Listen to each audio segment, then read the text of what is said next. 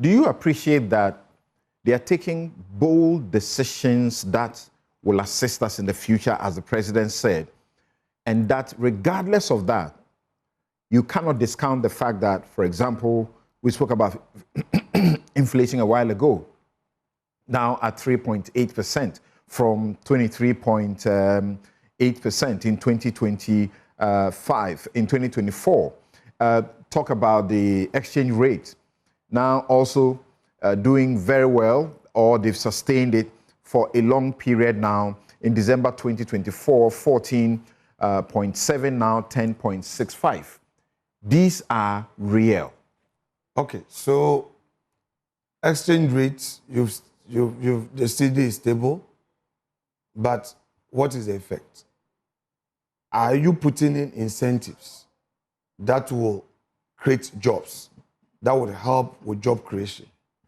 I don't see any. I think government is too fixated on this Goldbod and using gold for reserves to stabilize the currency. And that is too simplistic a policy to be sustained. I don't see how government can sustain that. Because in the area of agriculture, look at the 2026 budget. No meaningful investment is being made in the area of agriculture. I've been asking the whereabouts of the agric minister, because he was quite loud. He made very strong arguments in opposition. And I'm saying that if government is that serious, there would have been enough, or there would have been sufficient investment in the area of agriculture.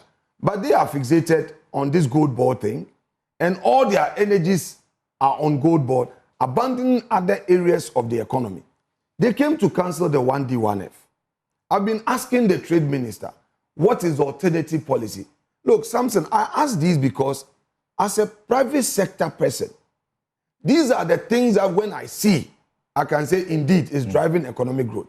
I talk to my colleague entrepreneurs, and they are in a worse situation than before. Really? Because, I'm explaining to you, because government is not introducing any tax breaks for them. There's no incentive.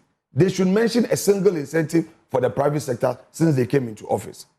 Rather, GRA is always on their neck. I don't know whether they've come to your law firm, but they have been to my law firm. They do. Doing tax audit, and I'm not saying it is wrong anyway. Right. Rather, GRA is more focused on how to get taxes and chasing the few businesses that are around. Tax. All right? I won't say that chasing after tax is wrong, because you need it. But then you should expand the frontiers and create an environment that would enable people to look. Instead of locking their money in any investment, they would think about using that money to produce, to do business. How many businessmen, how many businesses have registered to invest in Ghana since 2020? It's in this same situation you are complaining about, that we have 1 million people who have got jobs. 1 million people. That's according to the Statistical Service. Unless you don't believe their statistics. Respect, I challenge Dr. Alassane to come and give us a breakdown. They should stop this. They've given a breakdown in the agric sector and various other sectors. Industry, and so on. Yes, they have. Please. Please.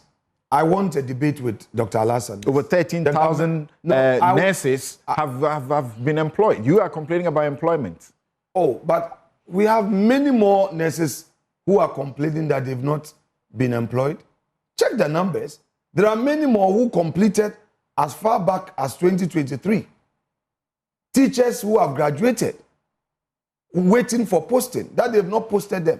So why come and applaud yourself? Well, those who were recruited within 2024, 2025, there were people who were recruited. They've done a whole year. They've not been paid. There were people who were recruited, okay, whose appointment were terminated. This government came into office. There was a government directive for Ghanaian youth who were in the employ of state-owned institutions that sacked them. They introduced the sack them. You've been complaining about that for a long time. Yes. In a sustained fashion. But the other counter-argument has been that... So how can you say you've created a... Counter-argument has been that just when you are exiting, you decided to, overburden the exchequer. Be that as it may, job was created, correct? So don't mind the procedure. Was it prudent to create that job opportunity? Yes. Procedurally, if there was anything wrong with it, rectify and ratify. That's why we have something called ratification. That is why we have something administrative called rectification. So you rectify the situation, but don't let the man who has been employed and is feeding himself, feeding his family, suffer. In any event, there were excesses in the implementation of that directive. I'm sure the letter from the chief of staff was specific that those who were employed post-election. But the chief executives, heads of institutions, they went down to like 2017. People who had been in employment. If you go to Ghana Water, you go to ECG, EXIM, Maritime Authority. I have a pile of letters in my office. Somebody was employed 2018. Somebody 2017. Has been in employment for 6 years, 7 years. They were all sacked. DVLA, SNIT, all the state institutions.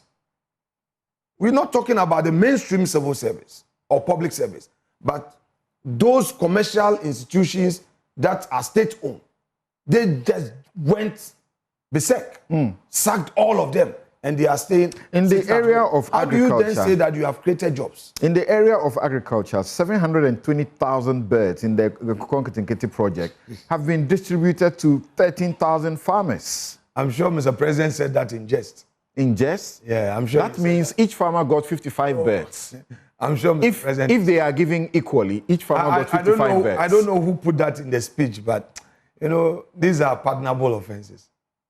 You think it's an error, it's a slip? Indeed. Okay. Indeed, and out of deference to Mr. President, I won't stretch this.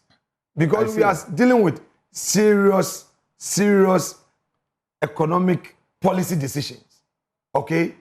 Where you're saying that, look, in the agro sector, you want to get into poultry, help the ordinary poultry farmer, so deal with it at that micro level in your various homes to create some informal, opportunity for you.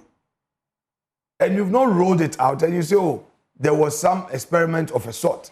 You see, something, truth be told, I think that this government has taken its goodwill for granted. They had a huge goodwill. They still do. Well, I won't go into that debate. But I'm saying that even if they still do, it is depleted.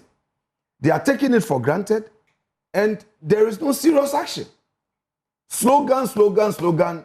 Each time the government finds itself in a tight corner, it will go and arrest one MPP member and say some corruption. You say so.